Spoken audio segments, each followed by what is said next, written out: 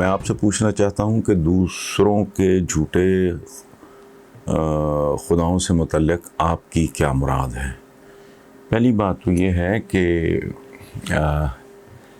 یہ میرا نہیں، یہ قرآن پاک کا جملہ ہے اور حضور کا فرمان ہے۔ جھوٹے خداؤں سے مراد کہ انسان آگ کی بھی پوجا کرتا رہا ہے، ناگ کی بھی پوجا کرتا رہا ہے، ایسی عجیب و غریب چیزوں کی پرستش ہوتی رہی ہے بنی نوع انسان میں۔ اور دوسری بات بیسیکلی اس میں جو حکمت والی ہے وہ سمبولک ہے کہ کسی کے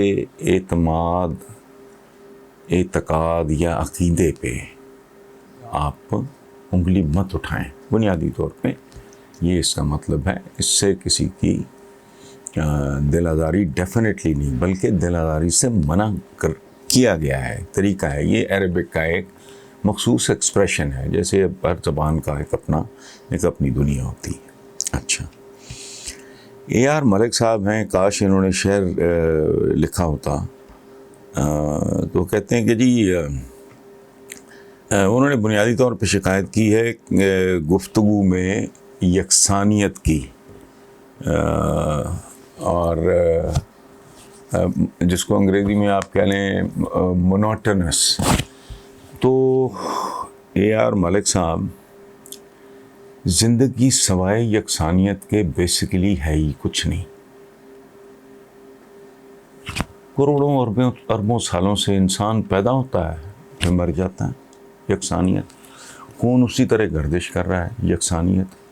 دل ہے، دھڑکے ہی جا رہا ہے، یکسانیت۔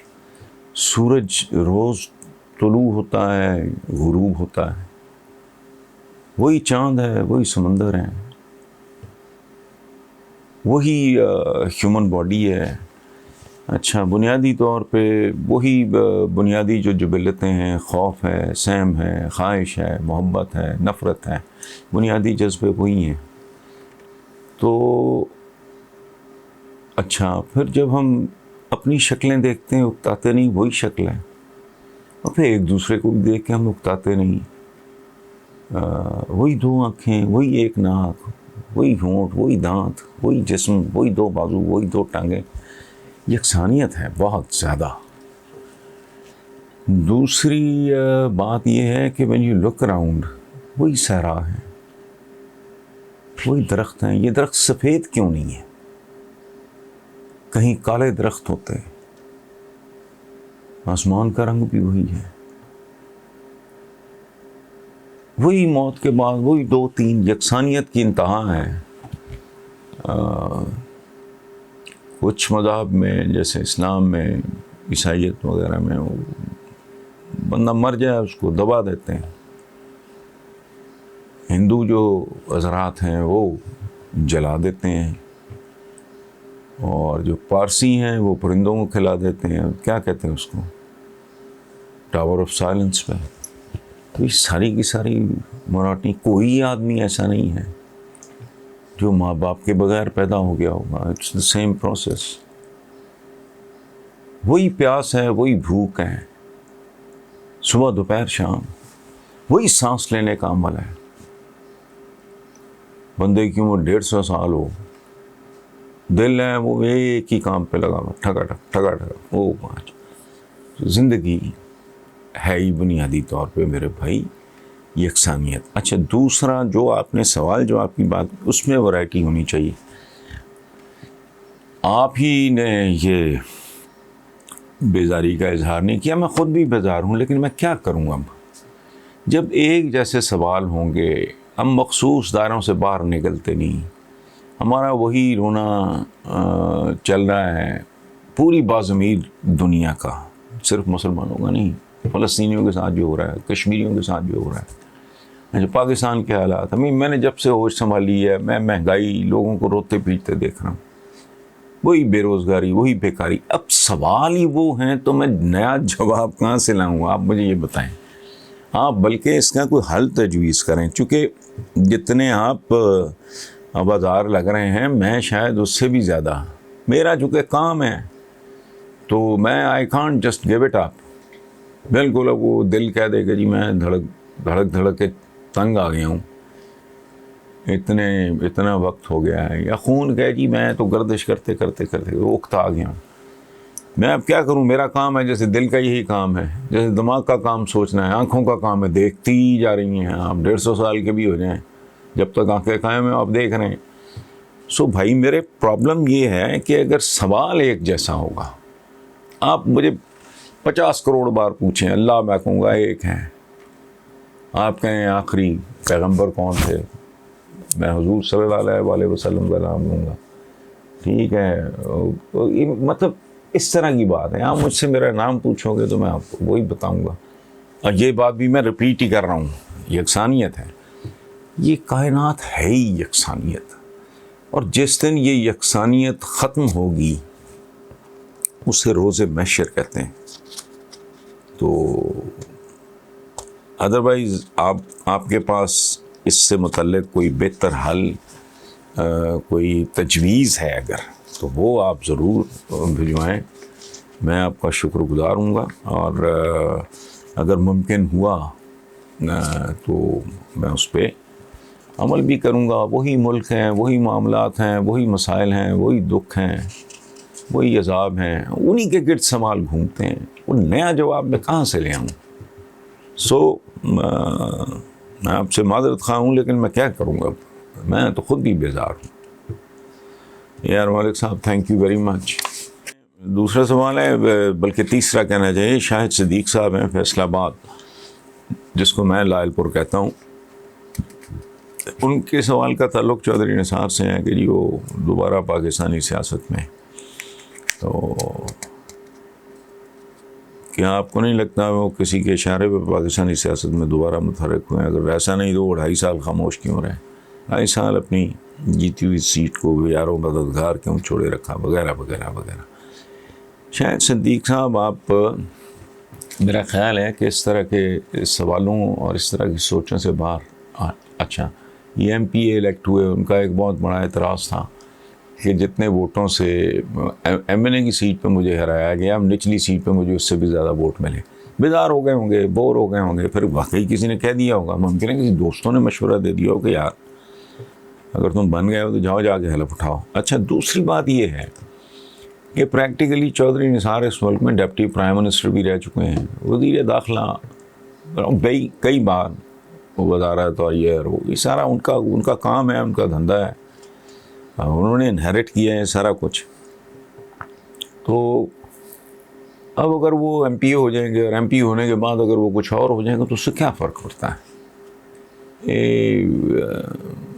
لیکن ہمارے سوال، ہماری سوچیں شخصیات اور واقعات کے گرد گھومتی ہیں. سو ادروائز میرے لیے it is of no consequence کہ وہ متحرک ہو گئے ہیں.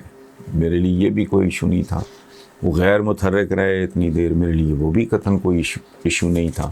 صرف ایک بات میں اس میں ایڈ کر دوں کہ نثار علی خان، میری ان سے کوئی ملاقات نہیں ہے زندگی میں. یہ ان بہت کم پولیٹیشنز میں سے ہیں جن کے ساتھ میرا تعارف بھی نہیں ہے ذاتی طور پہ. تو لیکن ایک بات ہم سب کو خوش دلی سے، فراخ دلی سے مان لینی چاہیے کہ وہ ایک اپ رائٹ آدمی ہیں، اور وہ ایک دیانتدار آدمی ہیں. وہ اسکینڈل سے کافی حد تک پاک آدمی ہیں. اور دوسری بات یہ ہے کہ وہ ایک جرأت مند باصول آدمی ہے. جب نون لیگ پہ مریم نواز کو سوار کرنے کی کوشش کی گئی تو انہوں نے کوئی اس طرح کی بات کی تھی، شاید ایگزیکٹلی جملہ یہ نہ ہو، مطلب یہی تھا کہ جن بچوں کو گود میں کھلایا میں ان کو تو سر اور میڈم نہیں کر سکتا، اس کے لیے بہت وقار کی ضرورت ہے. سو اگر آ جاتے ہیں تو اچھی بات ہے. آج میں چند شعر آپ کے ساتھ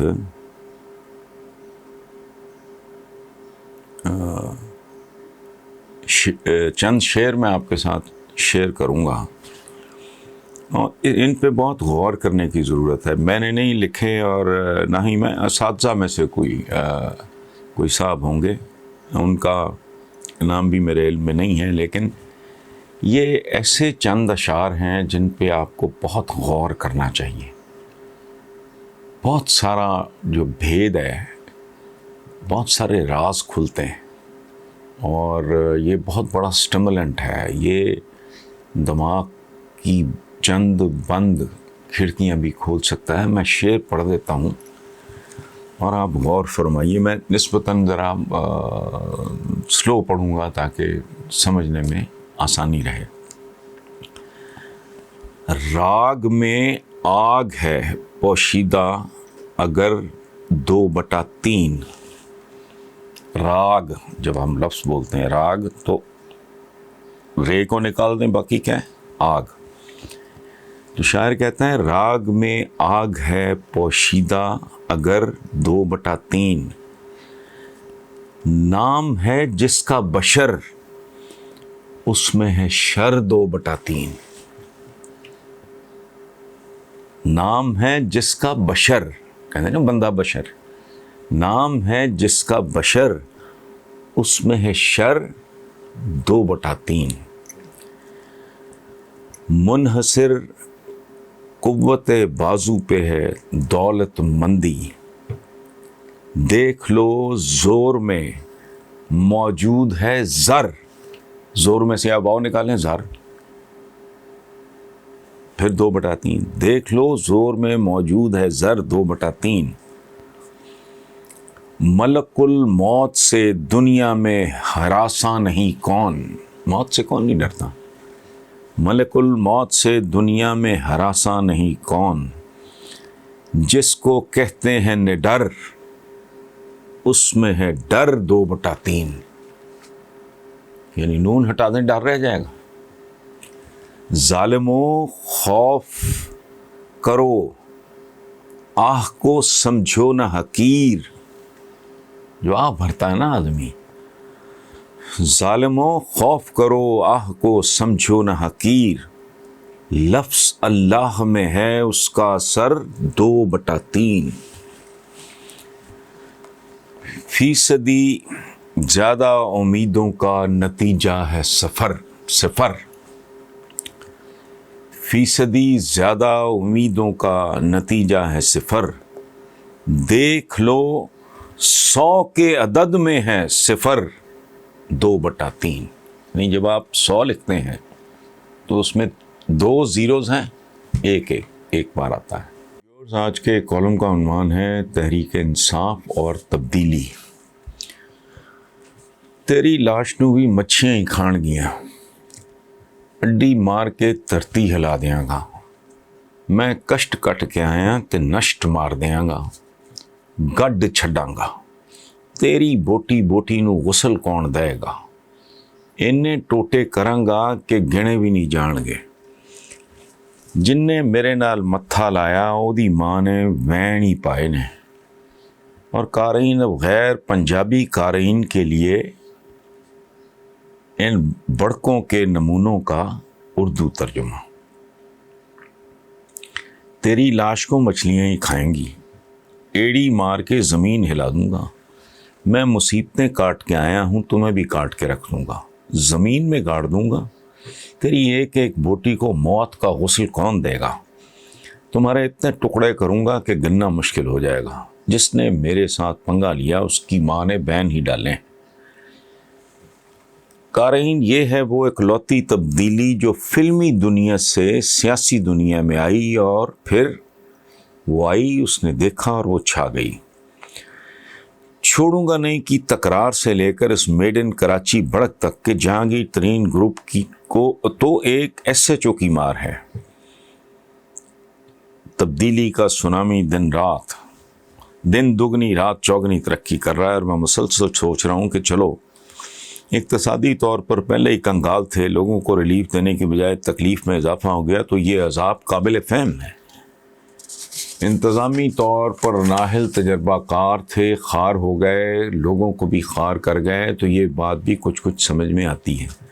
عدالتی نظام ہی ایسا ہے کہ معاملات منطقی انجام تک پہنچانا ناممکن نہیں تو مشکل ضرور ہے، لیکن ذاتی رویے، بیانیے، لہجے بدلنے پر تو کوئی لاگت نہیں آتی، اور نہ ہی یہ ٹیکنالوجی اتنی بیش قیمت ہے کہ خریدی نہ جا سکے.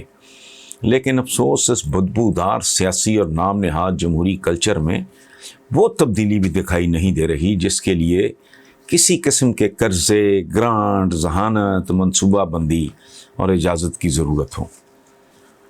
وہ بھائی اور کچھ کنٹرول نہیں ہو رہا تو اپنی زبانیں ہی کنٹرول کر لو۔ یہ کس قسم کا مظہر شاہانہ، سلطان راہیانہ اور مصطفیٰ قریشیانہ مائنڈ سیٹ ہے جو اختلاف اور احتجاج کرنے والوں کو ایک ایس ایچ او کی مار قرار دیتا ہے؟ حالانکہ کون جانے کل آپ خود کسی اے ایس آئی کی مار بھی نہ نکلیں۔ اقتصادی انتظامی احتسابی طرز پر تو دور دور تک کوئی تبدیلی نظر نہیں آ رہی، لیکن بد سے بدتر کی یہ تبدیلی تو سنبھالی جا رہی۔ نہ ماضی میں کوئی اپنے وعدہ معاف گواہوں اور مسعود محمودوں کو پہچان سکا، نہ آج یہ پہچان دکھائی دیتی ہے۔ تو نہ گھوڑا دور نہ میدان۔ کمال یہ ہے کہ قائد اعظم ثانی کی کہانی کا ایکشن ری پلے، میرا مطلب نواز شریف، دیکھ کر بھی کوئی سبق سیکھنے کو تیار نہیں کہ سر سے لے کر پاؤں تک بے شمار اعضاء میں سے صرف ایک زبان ہی سنبھال لیتے، اس کے استعمال میں ہی احتیاط کرنے لگتے تو 2 سال میں لوگ اسی تبدیلی سے ہی لطف اندوز ہوتے اور اس بات کی تعریف کرتے کہ پی ٹی آئی نے سیاست میں ایک نیا اسلوب تو بہرحال متعارف کرا دیا ہے۔ انتہا یہ کہ ماضی میں کی گئی باتوں کو بھگتنے کا تجربہ بھی ہے، لیکن پھر باز نہیں آ رہے اور اسی سوراخ سے بار ڈسے جا رہے ہیں۔ چھوٹے ذہن اور ظرف، موٹر وے جتنی لمبی زبانیں، ٹوتھ پک کے تیر، بیت کی کمانیں۔ The things I say and do today in memory's book I will keep, and when I am old and read them, will I laugh or will I weep? لمبی زبانیں زندگی کو چھوٹا کر دیتی ہیں۔ انسان اپنی زبان کے نیچے چھپا ہوتا ہے۔ جسے زبان پہ اختیار نہیں وہ 100% بے اختیار ہے۔ زبان کے آگے دانتوں کا زندان ہوتا ہی اس لیے کہ کم بولو۔ بند منہ میں مکھیاں نہیں گھس سکتیں۔ بد زبان کا ہنر بے ہنری، شجاعت دیوانگی، فصاحت حشم، سخاوت نمود و نمائش اور فضل فضول کہلاتا ہے۔ اگر مقراظ زبان چلتی رہے تو وقار تار تار ہو جاتا ہے۔ بد زبان آدمی سوتے ہوئے سوار کی مانند ہے۔ زبان پورا جسم کھا سکتی ہے۔ زبان کا اختیار اذان سے ہذیان تک ہے۔ پاکستان تحریک انصاف اپنے سیاسی بدن کے کسی اور عضو میں تبدیلی لا سکے نہ لا سکے، زبان و بیان میں ہی کوئی خوشگوار تبدیلی لے آئے تو بڑی اچیومنٹ ہوگی، لیکن شاید زبان کی خارش کا علاج ابھی تک ایجاد نہیں ہوا۔ اور یاد رہے، پی ٹی آئی والوں کو یاد رہے کہ اقتدار میں آنے سے پہلے اور بعد والی اپوزیشن میں بہت فرق ہوتا ہے، جو جلد ہی معلوم ہو جائے گا۔ Thank you viewers. چند روز پہلے میں نے کسی پروگرام میں بات مجھے یاد ہے، بہت اچھی طرح یاد ہے بلکہ، لیکن مجھے یہ نہیں یاد آ رہا کہ کتنے دن پہلے کی بات ہے اور حوالہ کیا تھا، مجھے نہیں یاد۔ میں نے اس میں میسر اور خمر کی بات کی۔